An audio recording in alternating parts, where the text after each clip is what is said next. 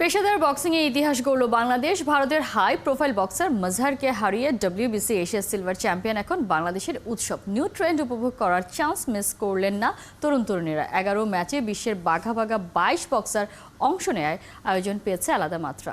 মেহেদী নাইমের report. বাংলাদেশের খুশিতে ভূপাতিত ভারত। পেশাদার বক্সিংয়ে বিশ্বের নতুন ইতিহাস লিখল বাংলাদেশ।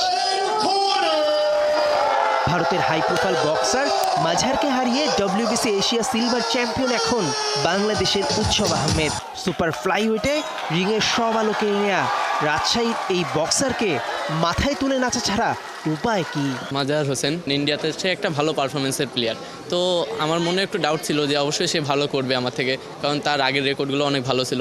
তো রিংয়ে যখন উঠছি কখনো ভাবি না যে সে আমার থেকে ভালো। মনে হয়েছে নিজের সাথে নিজের একটা খেলা খেলতে হবে, আমার নিজের যেটা বেস্ট আমি সেটা দিব, অবশ্যই আমি বের হয়ে আসবো এখান থেকে। মায়ের সংগ্রাম আর উৎসবের অক্লান্ত পরিশ্রমে সুপার হিরো বনে গেলেন উৎসব। এক্সেল বক্সিং চ্যাম্পিয়নশিপ 3 পয়েন্ট কম্পিটিশনে দর্শকদের নিজের নামের মতোই উৎসবে ভাসান এই হিটম্যান। 17, 18, 19 তিনটা সাল আমার রেজাল্ট হয়নি, মানে কোনো গোল্ড আমি পাইনি। ফাইনালে যে হেরে যেতাম তখন নিজে অনেক ডিমোটিভেট হয়ে গেছিলাম যে হয়তো আমার দ্বারা আর বক্সিং হবে না। তখন আমি টোটালি কয়েক মাস বক্সিং অফ ছিল। তারপর আমার কোচ যে আমাকে ছোট থেকে বড় করছে, সফিউল আজম মাসুদ, সে আমাকে আর কি সাপোর্ট দিয়ে বক্সিংয়ে নিয়ে যায় যে তোর মতন বক্সার বাংলাদেশে নাই, তুই চল, ভবিষ্যতে ভালো কিছু হবে। নতুন চ্যাম্পিয়নকে পেয়ে শুরু হয় ছবি তোলার হিড়িক। এমন উপলক্ষে এনে দেয় গর্বিত উৎসবের মা। এই বয়সে আমার জীবনের সবচেয়ে বড় পাওয়া এটা, এর চাইতে বড় পাওয়া আর কিছু নাই আমার জীবনে। বাংলাদেশে পেশাদার বক্সিংয়ের বয়স মোটে 2 বছর।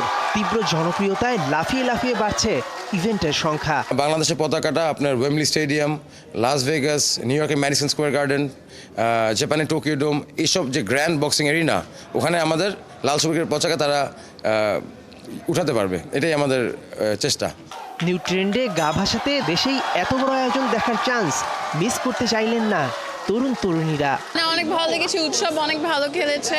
এটা যদি প্রচার করা হয় অফকোর্স এটার হিউজ মার্কেট আছে। এই ইভেন্টের আয়োজক Excel sports management and promotions. 11 ম্যাচে বিশ্বের বাঘা 22 জন বক্সার অংশ নেয় আলাদা মাত্রা পেয়েছে।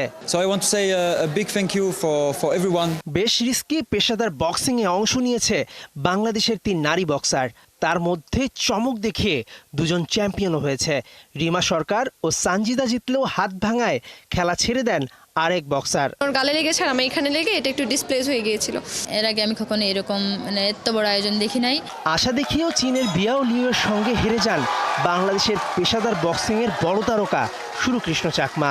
সারা বিশ্বে পেশাদার বক্সিং খেলে বেড়ানো এই বক্সার বাংলাদেশে দেখছেন আশার আলো। বাংলাদেশ কিভাবে বেনিফিটেড হলো এখান থেকে? আসলে